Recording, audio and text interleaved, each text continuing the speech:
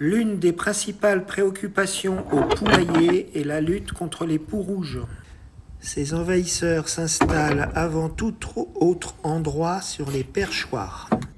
C'est pour cela qu'il vous faudra prévoir des perchoirs amovibles et facilement démontables pour en assurer la surveillance et le traitement en extérieur qui en sera d'autant plus facilité. Les fixations et les maintiens sont assurés par de simples taquets en bois, sans vis ni fixation compliquées à démonter.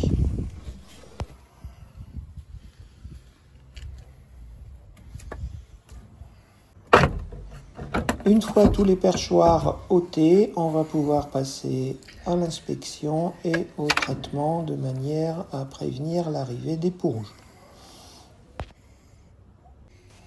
Un vieil incinérateur de jardin en galva fera parfaitement l'affaire pour servir de plan de travail pour traiter les perchoirs et éliminer les bancs de carton de pièges à poux.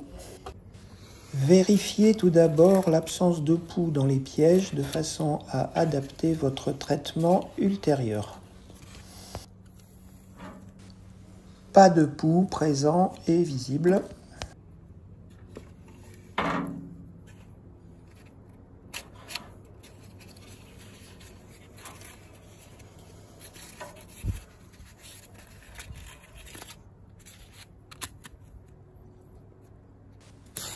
Là non plus.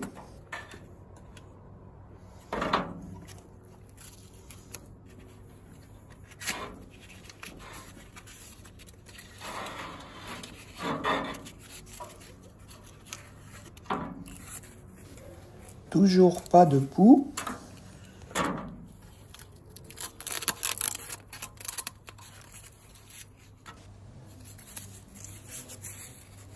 Et là non plus, pas de poux. Petite trace rouge, mais c'est de la peinture.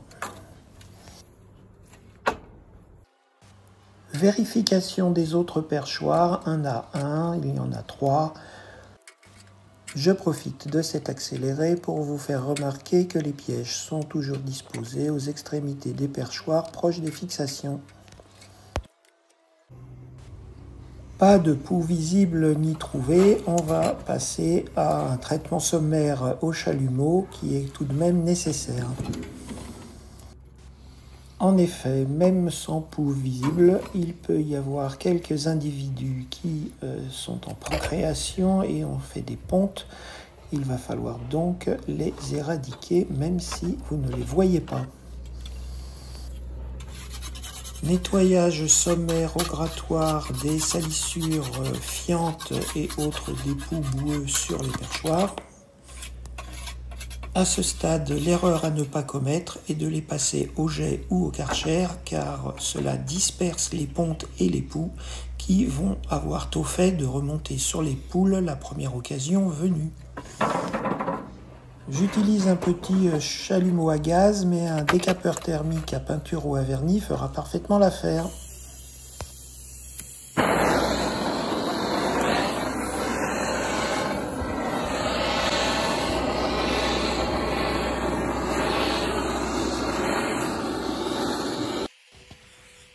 Je n'ai pas trouvé de poux dans les pièges, donc un passage au chalumeau de l'ensemble des surfaces en insistant un peu sur les zones de fixation et les extrémités est à ce stade suffisant.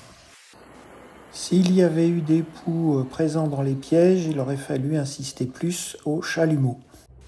Voilà, on peut passer à l'application de la chaux. Celle-ci a été préparée avec un mélange 50% de chaux éteinte en poudre, 50% d'eau, auquel j'ai rajouté 50 ml d'huile de lin pour faciliter l'accroche. Comme les perchoirs avaient été passés à la chaux antérieurement, il n'est pas nécessaire de les humidifier avant cette nouvelle couche. Une simple application au pinceau brosse large est suffisante. Compte tenu que les poules usent la couche de chaux avec leurs pattes, ce sera à refaire tous les 15 jours. Insistez bien sur trous et fissures. Préparez autant de bandes de carton ondulées que nécessaire avec les alvéoles sur les côtés. et des bandes autocollantes en papier pour la peinture conviennent très bien.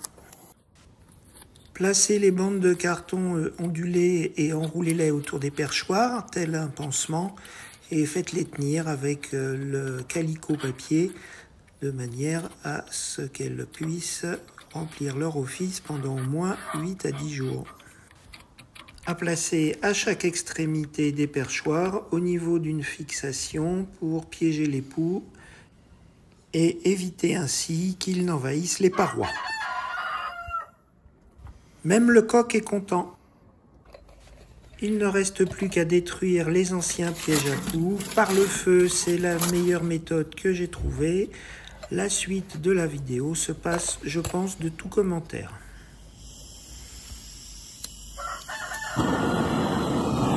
Ouais, t'es beau le coq.